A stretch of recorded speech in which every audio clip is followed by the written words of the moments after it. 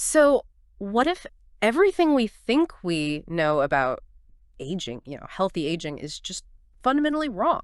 It's a startling thought, isn't it? Yeah. Especially today. Right. We have these incredible medical advancements, treatments, cutting edge stuff.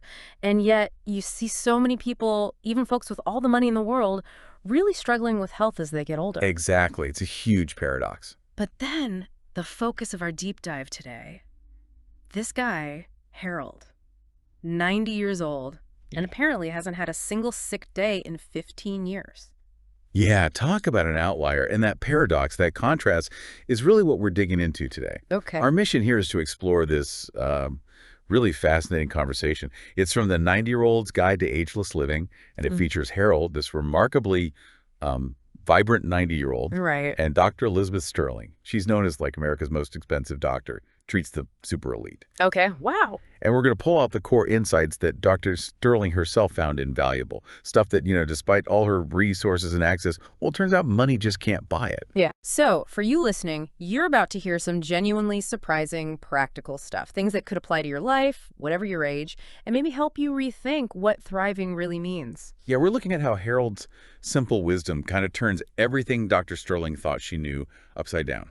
So, Dr. Sterling starts this conversation just baffled. Totally baffled. Yeah. She's explaining how her clients, the billionaires, the celebrities, they're dealing with diabetes, heart disease, depression. Despite having access to literally everything. Everything imaginable, the latest treatments, the best care. And then she meets Harold. He's sitting there, sharp as a tack, moving like someone maybe 60, 70. It just doesn't compute for her. Nope. And Harold, well, he immediately challenges her on it. Yeah. He just asks plainly, have you noticed that money doesn't always buy health? Oof. Direct. Very. And Dr. Sterling doesn't even pause. She admits, yeah, that's exactly the paradox that's been bothering her, fascinating her, in her own practice. Okay, so Harold's really pushing her there. What is the biggest mistake people make when they think about getting older? Especially those who think they can just, buy their way out of it. Well, Dr. Sterling's answer is quite revealing. She says, believing that aging equals inevitable decline. Ah, okay. The standard view. Pretty much. She tells Harold her clients expect her to fight aging like it's an enemy. But Harold, his whole vibe suggests maybe you need to work with it, not just against it. That's a huge shift. And Harold had his own moment where this clicked, right? At a funeral. Yeah, a real turning point. He was 70 at his friend George's funeral, and he looked around at his peers. And what did he see? Well, a lot of them were already using walkers or just Yeah. complaining all the time, medications, aches, pains. And Harold realized he felt different. He felt, in his words, alive, curious, like I had more living to do. Wow. And he had this thought, really stuck with him. Some people seem to give up on life long before their bodies give up on them. That's powerful, that idea of actively choosing life. So how did he, do that? Keep his mind so sharp? Well, his first big insight is pretty straightforward. He says, I never stopped being interested in what happens tomorrow. Simple, but profound. Right. While his friends might be talking about the good old days, Harold was like reading about new tech, figuring out computers. Learning computers at that age. Yep. And asking his grandkids to explain social media trends. Just staying curious. So it's almost like that curiosity itself was rewiring his brain, keeping it young, especially when Dr. Sterling's clients are paying fortunes for, cognitive therapies. That's exactly it. Modern neuroscience backs this up completely. Neuroplasticity, the brain's ability to form new connections, doesn't just stop if you keep challenging it. Yeah. Harold's genuine interest, it's tapping into something fundamental, something maybe overlooked when you're chasing expensive sort of manufactured fixes. And it wasn't just learning, was it? He talked about staying useful. What did that mean for him after retiring? Yeah, that was key. He said, I stayed useful. Retiring from his job at 65 didn't mean retiring from life. Not at all. So what did he do? He started volunteering at the local library, teaching other older adults how to use computers. Yeah. Imagine patiently guiding them through the basics. That's fantastic. And get this, even now, at 90, he still mentors young entrepreneurs every single week. Wait, so this volunteering, it wasn't just altruism, it was actually good for his own health. Is there science on that? Oh, absolutely. Yeah. Having a real reason to get up in the morning, feeling needed, feeling like you contribute, It impacts everything, your immune system, cardiovascular health, you name it. Huh. Researchers actually call it purpose-driven longevity as a really powerful predictor of aging well. That sense of meaning matters. And Harold connects this to how he sees himself, right? Like, are your best days behind you or... Exactly. He poses that question, Yeah. are you someone whose best days are behind them, or are you someone whose best days might still be ahead? And then he drops that he's planning projects for when he's 95. Yeah. 95. That's incredible optimism. It's more than just optimism, though. Psychologists call it future time perspective. And the research shows when you believe you have a meaningful future, your brain and body sort of respond accordingly. They maintain capacity for that future. Wow. Okay. So mindset is huge. Curiosity, purpose. What about the physical side? The daily grind? How did Harold handle food and movement? His daily habits Mm-hmm. are, again, pretty insightful and refreshingly simple. He wakes up at 6 a.m. Not because an alarm forces him, but just because he wants to. He wants to wake up at 6 a.m. Okay, that's impressive in itself. Right. He starts with a glass of water, does some light stretching, nothing complicated, just sort of easing into the day. Hmm. Then breakfast is usually simple, too. Oatmeal, fresh fruit, maybe an egg sometimes. And there was something his grandmother taught him about eating. She lived a long time too, didn't she? She did, lived to 98. And her advice was simple. Mhm. Stop eating when you're about 80% full. 80%. So simple. But that sounds a lot like what scientists call caloric restriction, doesn't it? Which is linked to longevity. It absolutely aligns there. But what's really interesting is how Harold thinks about it. It's not about discipline or denial for him. He calls it respect. Respect. Yeah. Respect for his body, respect for the food, respect for the fact that he has enough. He learned that growing up during the Depression, not wasting anything. So he eats with gratitude, not guilt. Gratitude, not guilt. I like that. It's such a contrast to how many people, especially those Dr. Sterling might see, approach food, right? Often as anxiety, complicated rules. Totally. Dr. Sterling mentions her clients often have these incredibly complicated relationships with food, despite all the expensive nutritionists and plans. Harold's approach. It's a philosophy, not just a diet. Mindfulness, appreciation. Anyone can cultivate that, really. Okay, and movement. You said he doesn't really exercise in the way we think about it now. No gym. Nope, no gym membership for Harold. Mm-hmm. He just weaves movement into his life naturally. That was... Well, he has a small garden he tends. That involves bending, lifting, walking around. He always takes the stairs if he can, parks the car a bit farther away in the parking lot on purpose. Little things add up. They really do. And my favorite part, every Sunday, he dances with his wife, Margaret. They've been married 68 years. They just dance in their kitchen. That's wonderful. It sounds like what some experts call natural movement integration, right? Making it part of living, not a separate task. Exactly that. And it's so much more effective and sustainable for most people than forcing yourself into rigid programs that feel like a chore. His movement is joyful, purposeful. You mentioned his wife, Margaret. Harold actually calls her the real secret, doesn't he? He absolutely does. He talks about their partnership, how they grew older together, challenging each other, supporting each other, laughing through the tough times. And they had tough times, losing a child, financial stuff, her health scares. Real hardships. But they faced it all as a team. And that connection, it's crucial. Science backs that up too, right? The danger of loneliness. Hugely. We now know that loneliness and social isolation are as bad for your health as smoking or obesity. It's a major risk factor. Wow. And Dr. Sterling notes, many of her wealthy clients, despite vast social networks, seem to lack that deep, authentic connection Harold has with Margaret. It's about the quality of the bond.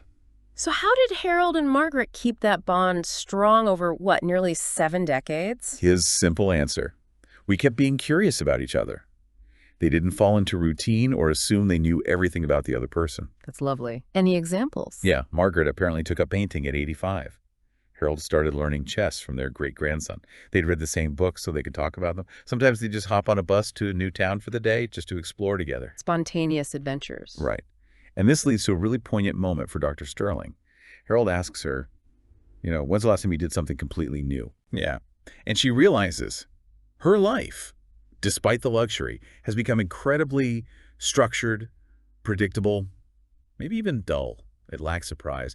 And she starts wondering if her privileged lifestyle is actually limiting her own health and happiness. Wow, that must have hit her hard. The idea that extreme comfort could actually be a limitation. A huge realization. Harold's simple question just cuts through it all. Makes her compare her predictable existence to his vibrant engagement with life. A real moment of self-reflection for her. And Harold had this insight about comfort being a trap, didn't he? That challenge is important. Yes, exactly. Comfort can be a trap if it keeps you from growing.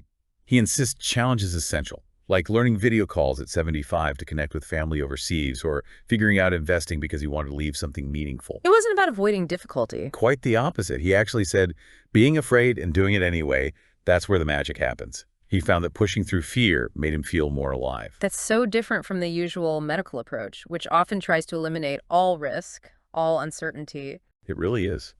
Maybe we lose something vital when we try too hard to smooth out all the bumps. And how did he handle stress? Because life throws curveballs. He made this really interesting distinction between worry and concern. Okay, worry versus concern. What's the difference for him? Concern, he said, motivates you to take action on things you can control. But worry just eats you up from the inside. So he focused on his circle of control and tried hard to let go of the rest. Easier said than done, but a powerful idea, especially, as Dr. Sterling noted, for people used to fixing things with money. Exactly. She sees clients get incredibly stressed and frustrated when money can't fix something like aging itself or mortality. They can't buy their way out, and it throws them. Harold's acceptance is a stark contrast. He even had a heart scare himself, right? But it doesn't seem to get him down. No, quite the opposite. He said it actually made him more grateful. He started noticing, really appreciating the small pleasures. Like, The taste of his morning coffee, sunlight coming through the window, the sound of Margaret humming in the kitchen. He said, when you know your time is precious, you stop wasting it on things that don't matter. that perspective shift. Does it actually have health benefits, like measurable ones? It absolutely does. From a medical perspective, that kind of positive outlook, that gratitude, it impacts your immune function, lowers stress hormones, improves cardiovascular health. It might even slow cellular aging. Optimism isn't just, psychology fluff. It's real medicine. But let's be real. Harold and Margaret went through immense hardship, losing their son, Michael, her battle with breast cancer, outliving most of their friends. Surely it wasn't all positive thinking. Oh, absolutely not. And Harold is very clear about that. He admits there were times being positive felt impossible, almost insulting to their grief. So how did they navigate that darkness? His wisdom here is profound. He said, you can honor sadness and loss without letting them consume your whole life. You can grieve deeply and still find reasons to be grateful. That's a hard balance to strike. Incredibly hard.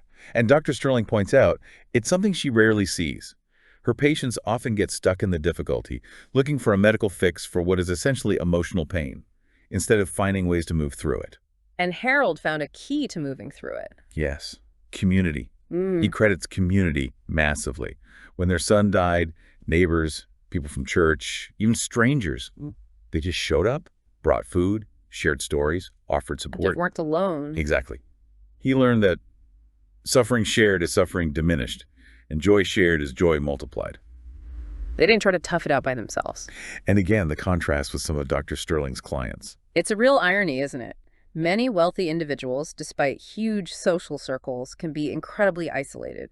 There's often pressure to project strength, success, so they don't share their struggles. And they miss out on that deep healing that comes from genuine human connection. Harold also talked about simple, priceless moments, right? Things money can't buy. Yes.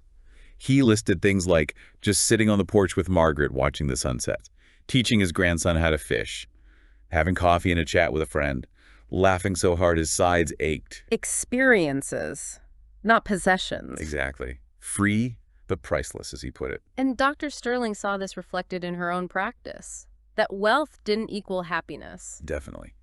She observed that her happiest clients weren't always her richest.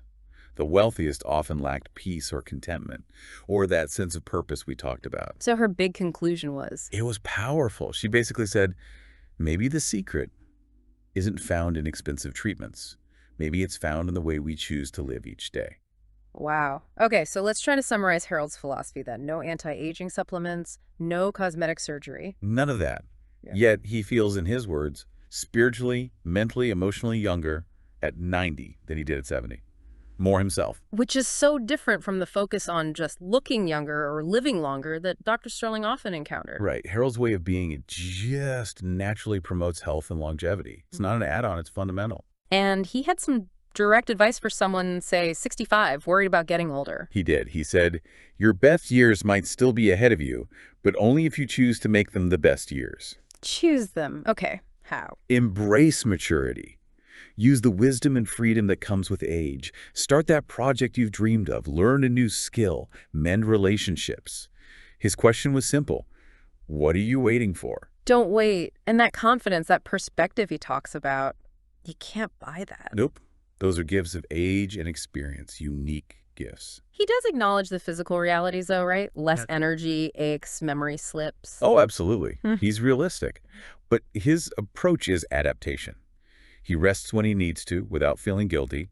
He moves more gently. He writes things down or just asks for help if he forgets something. So he works with his current capabilities. Precisely. He adapts his life to fit where he is now, rather than constantly mourning what he used to be able to do. And his goal wasn't to be young again. No.